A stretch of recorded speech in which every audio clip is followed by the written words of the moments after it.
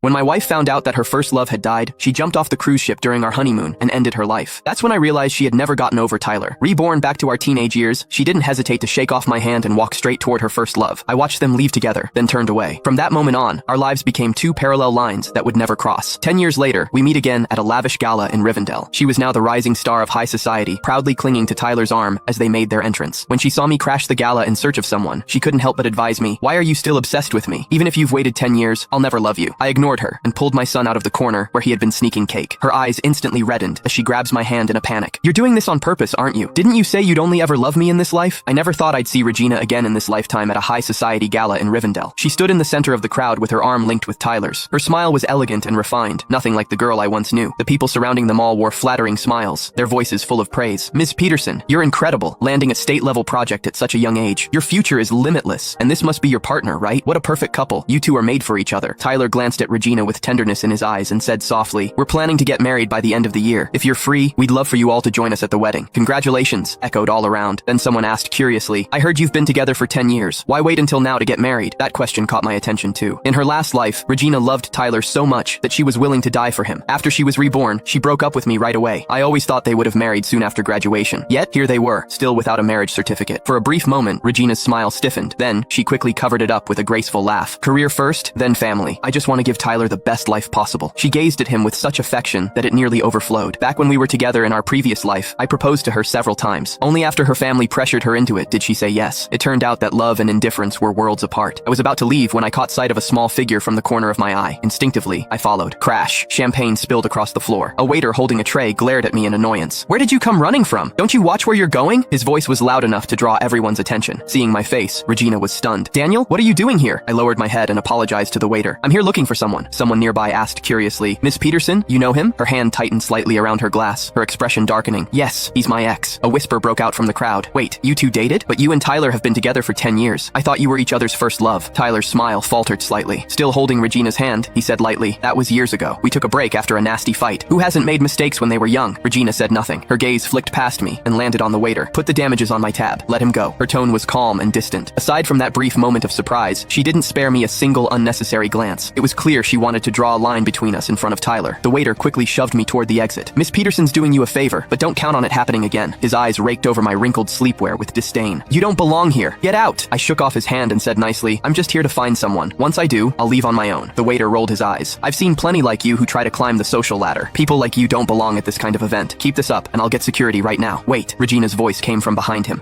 Click the link in my bio to get the full story for free.